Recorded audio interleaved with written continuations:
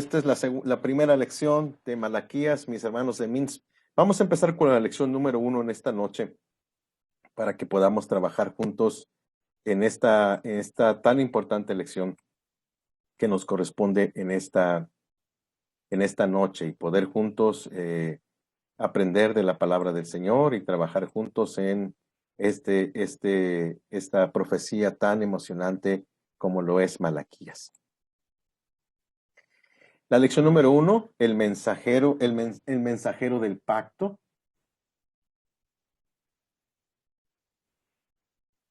Déjenme poner mi pantalla completa para que la puedan ver y sea mucho más fácil para ustedes seguirme con la lección de esta noche.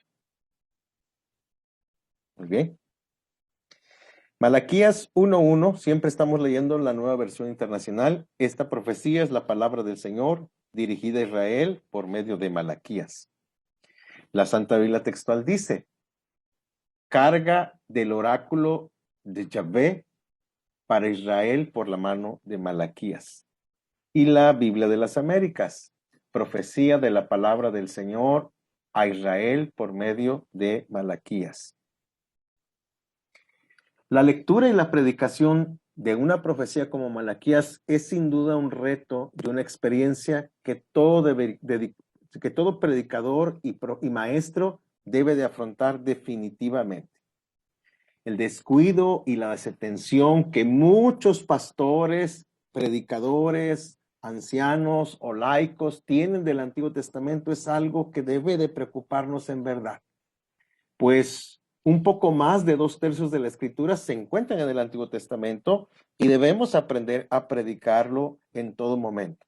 Así que tengo la esperanza que este esfuerzo al escribir este manual de Malaquías contribuya a animar a otros a fin de que Cristo sea predicado a través de cada página de las Sagradas Escrituras.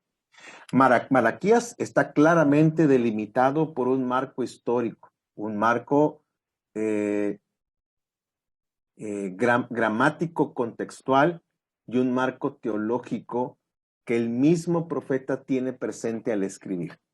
Antes de abordar la información del contexto histórico gramatical, quisiera hacer algunas anotaciones sobre el marco teológico interpretativo que comprende los siguientes aspectos. Número 1. Hablemos entonces del marco teológico interpretativo. Lo primero que tiene que tener claro es el concepto del pacto de gracia. No hay duda de que Malaquías tiene presente el pacto de gracia, la doctrina del pacto, y de que esta no solo es un referente en su profecía, sino que la misma es la columna vertebral a través de la cual todas y cada una de sus enseñanzas bíblicas encajan perfectamente, apuntando, señalando y mostrando a Cristo. El pacto es parte de la cosmovisión teológica del escritor y por lo tanto una pauta de interpretación que tú tienes que aprender a tener en cuenta, pues el ignorarla producirá terribles consecuencias que nos alejarán de la verdad contenida en sus páginas.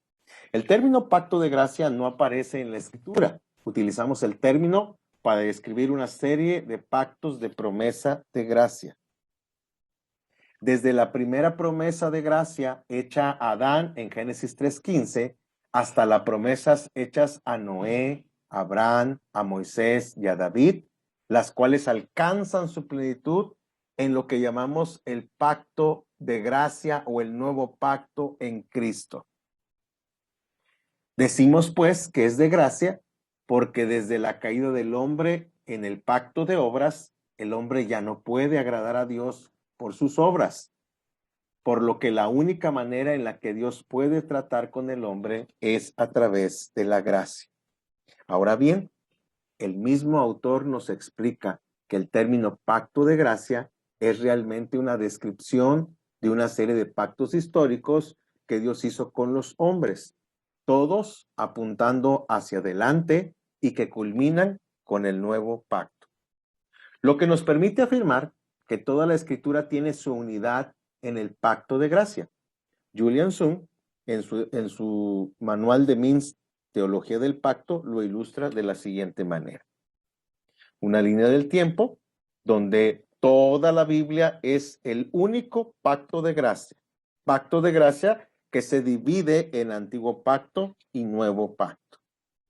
Dibujemos una línea del tiempo que empieza en Génesis 1 y hacemos un primer corte en Génesis 3 o Génesis 3:15. De Génesis 1 a Génesis 3 decimos que Dios establece con el hombre un pacto de las obras. Este pacto de las obras consiste básicamente en que Dios le pide al hombre que no coma. Dios pide obediencia perfecta a Adán en el pacto de las obras. La promesa a Adán, si come, es que ciertamente morirá. Usted conoce la historia. Satanás viene y tienta a Eva, Adán come y desobedece. El pacto de las obras demanda la obediencia absoluta de Adán. Y Adán, como cabeza federal del pacto de las obras y representante de la raza humana, cae. Y no solo se condena a muerte él, su esposa y sus hijos, sino condena a muerte a toda la humanidad. Este pacto de obras tiene un fin con la caída y la sentencia de Dios a Satanás cuando le dice: estableceré división entre su simiente y tu simiente. Esta, hablando de la simiente de la mujer, te aplastará la cabeza, anunciando la victoria de Jesús en la cruz del Calvario. Pero tú le morderás el calcañar, recordando los sufrimientos de Cristo en la cruz del Calvario. Génesis significa principio. Así que Génesis habla de tres cosas: creación, caída y redención. Y entonces, a partir de Génesis 3:15 es la promesa del pacto con Adán. Dios le promete a Adán que de su simiente nacerá quien aplastará la cabeza de la serpiente. La promesa de un único redentor, la promesa de un único mediador, la promesa de alguien que volverá a traer una comunión entre Dios y el hombre. Y a partir de Génesis 3:15 tenemos lo que llamamos un pacto de gracia. Toda la Biblia es pacto de gracia. Este pacto de gracia tiene su culminación en la máxima revelación de Dios, que es en Cristo Jesús, y por lo tanto este pacto de gracia se divide en dos grandes dispensaciones: Antiguo Pacto y Nuevo Pacto. Y por lo tanto este Antiguo Pacto tiene una serie de pactos sucesivos que hemos enunciado: el pacto con Adán en Génesis 3:15, el pacto con Noé, el pacto con Abraham, el pacto con Moisés, el pacto con David, el anuncio de un nuevo pacto que viene a ser cumplido en Cristo. Esto quiere decir que todos los personajes del Antiguo Testamento, que todos los escritores del Antiguo Testamento, que todos los profetas del Antiguo Testamento ven hacia el futuro con la esperanza mesiánica de un redentor. El tema de Génesis 3:15 está desarrollado a lo largo de toda la escritura y por lo tanto todos anuncian, presentan y muestran a Cristo como el único y suficiente Salvador. Nosotros, los creyentes del Nuevo Testamento, vemos hacia el pasado y vemos en Cristo el cumplimiento de toda la Biblia. Este es el esquema que identifica una de las características de la teología reformada, que es la unidad de la Escritura. Para nosotros, toda la Escritura es pacto de gracia y por lo tanto, este pacto de gracia es una pauta interpretativa de las Sagradas Escrituras. Y entonces nosotros tenemos que colocar la profecía de Malaquías en una cronología de tiempo en este contexto para ubicar nuestro pasaje y encontrar una interpretación correcta del mismo. Por lo tanto, la doctrina del pacto de gracia estructura toda la revelación de Dios y Malaquías no es la excepción. Él espera la consumación de todas las cosas y cada una de las promesas del pacto de gracia.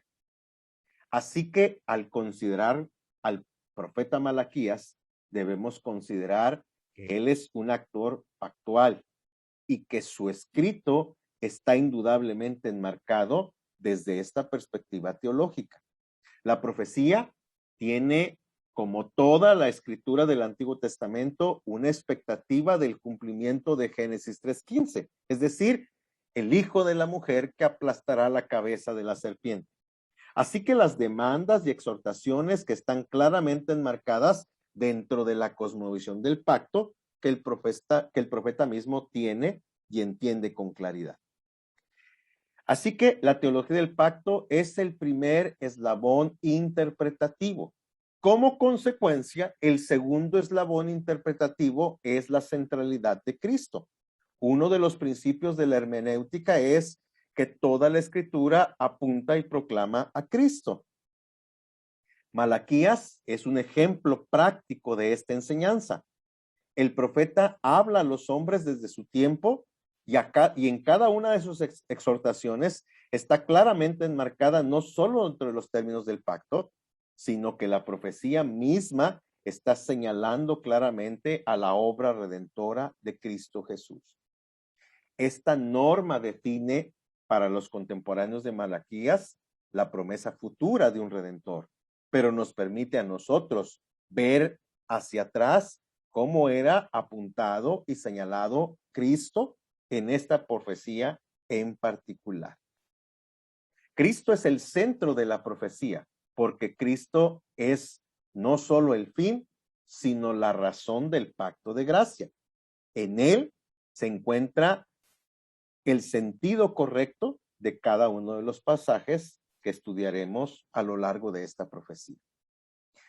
El tercer eslabón teológico cae como consecuencia. Si toda la Biblia es un pacto de gracia y el pacto de gracia está centrado en Cristo, Cristo vino y predicó el evangelio. Así es que Malaquías, sin lugar a dudas, es un profeta dedicado a aquellos que son parte del pueblo de Dios. No es una profecía dirigida a personas no cristianas de su época, ¿verdad? El evangelio de la gracia, a lo largo de toda la revelación progresiva de Dios, siempre está enmarcado en los términos del pacto de gracia y la centralidad de Cristo en el texto. El evangelio no es solo para los no creyentes, es para los creyentes. Y es necesario que entendamos bien claro que este debe de ser predicado y visto en cada parte de la escritura. La profecía de Malaquías presenta poderosamente un llamado al arrepentimiento, un llamado que es hecho a aquellos que son parte del pueblo, un llamado de reconciliación, perdón y gracia. Así que las exhortaciones sobre los sacrificios y ofrendas son llamados al arrepentimiento aún por aquellos que pensaban que lo estaban haciendo bien. El evangelio es visto nítidamente en toda la profecía de Malaquías. Estos tres elementos, el pacto de gracia, la centralidad de Cristo y el evangelio, son claves dentro de la cosmovisión del profeta Malaquías y deben, por lo tanto, ser para nosotros un referente que debemos considerar si pretendemos ser fieles al mensaje del profeta Malaquías. Ahora sí estamos listos, una vez que tenemos el marco teológico interpretativo, a abordar brevemente el asunto del marco histórico. ¿Cuál es el trasfondo histórico de Malaquías? Malaquías ministró cerca del siglo V antes de Cristo, unos 100 años después de que en 1538 antes de Cristo Ciro publicara su decreto permitiendo a los judíos retornar del exilio. Algunos comentaristas, como el que hemos citado, y como muchos otros, coinciden que la profecía fue escrita más o menos en la misma época de Esdras y Nehemías. Cito, la profecía de Malaquías tuvo su origen en el periodo entre el 458 al 430 antes de Cristo, probablemente alrededor del 432, cuando Nehemías hacía la reforma que tuvo que hacer cuando volvió de su visita de Persia. Esto nos permite recordar que la situación del pueblo en aquella época después del exilio no era fácil. por lo que Malaquías nos muestra que el templo ha sido reconstruido, pero hay un desaliento y un descuido no solo en la vida del pueblo, sino en la de sus sacerdotes. ¿Cuál es la situación? La situación puede ser resumida de la siguiente manera. Judá fue una provincia persa. El templo había sido reedificado, el culto público bien desarrollado. La situación en Judá fue el decaimiento espiritual y la indiferencia religiosa con degeneración moral. Causada esta degeneración moral en parte por los casamientos mixtos. Tanto el pueblo como los sacerdotes, que debían de ser los adalides espirituales, parecen estar indiferentes a la verdadera religión. ¿Quién es Malaquías? El mismo texto nos señala que es Malaquías. En las tres traducciones que estamos usando, lo traducen idéntico. En el hebreo, el término se traduce literalmente mi mensajero. No hay evidencia interna que nos indique algo sobre la vida u origen del profeta, pero tampoco hay nada que nos impida creer que es un hombre llamado Malaquías, que fue llamado por Dios como su profeta y el autor del mismo libro. Aún así, hay comentaristas que afirman que tal vez podría no usar Malaquías como un nombre propio, sino para referirse a otro autor por su significado, es decir, mi mensajero.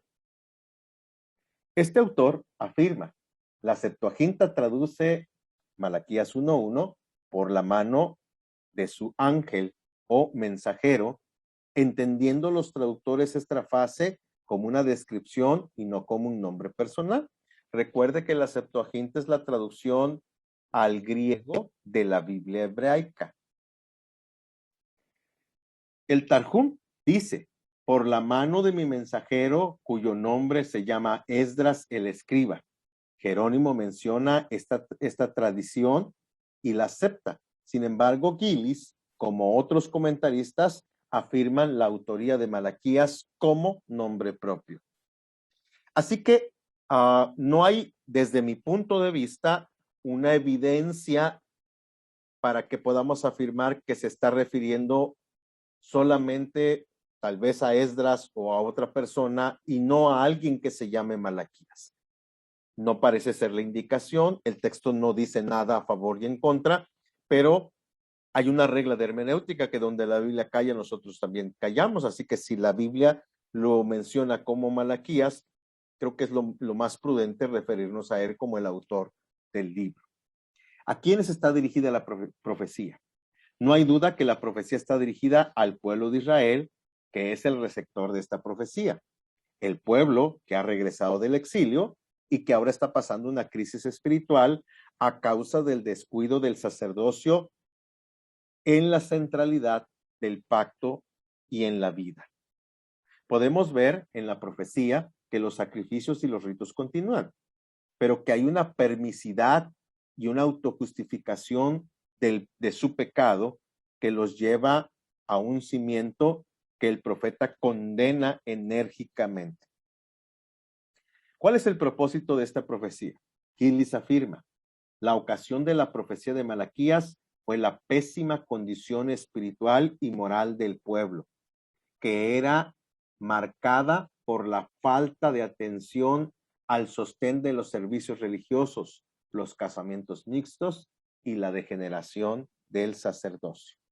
Malaquías escribe con el fin de llamar al pueblo al arrepentimiento y a la sinceridad de la expresión de su vida religiosa.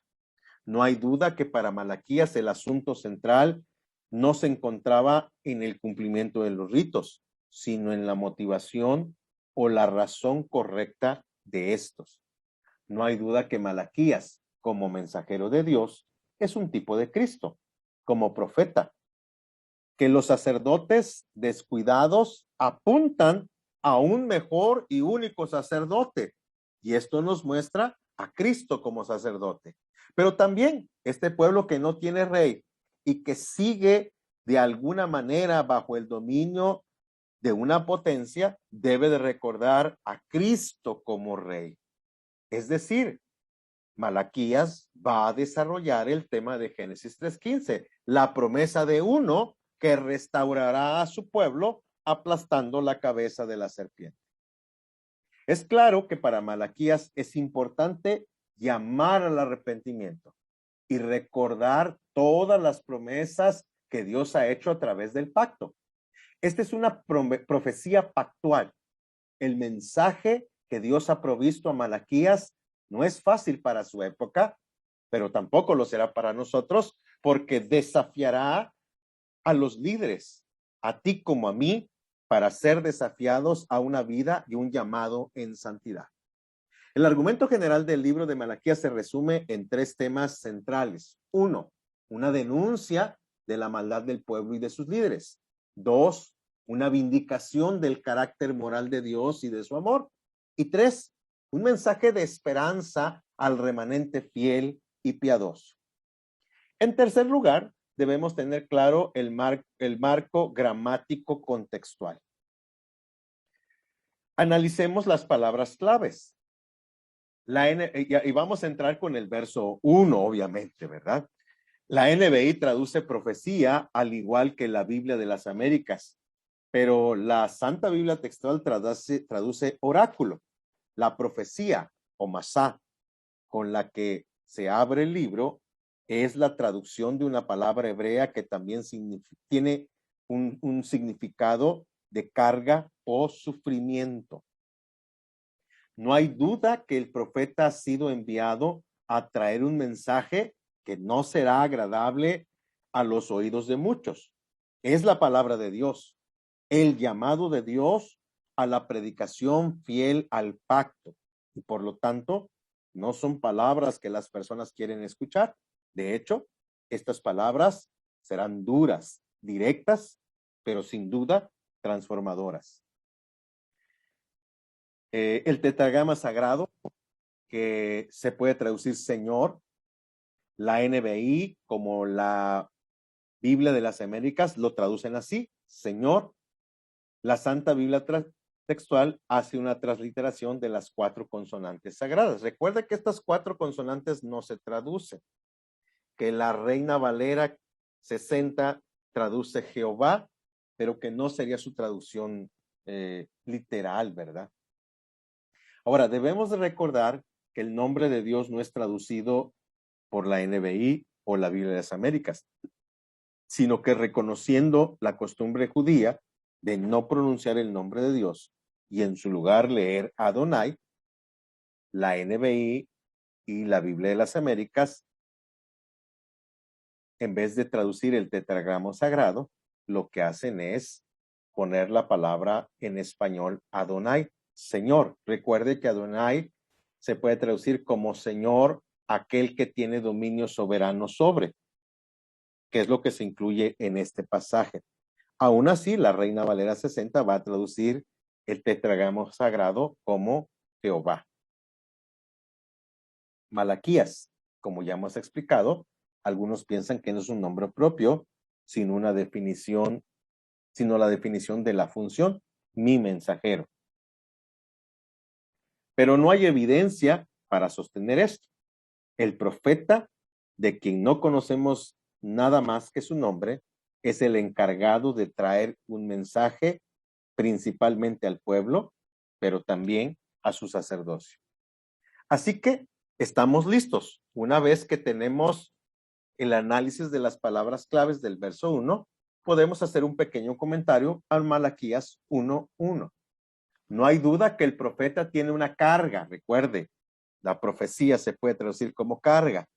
Una carga que le ha sido dada.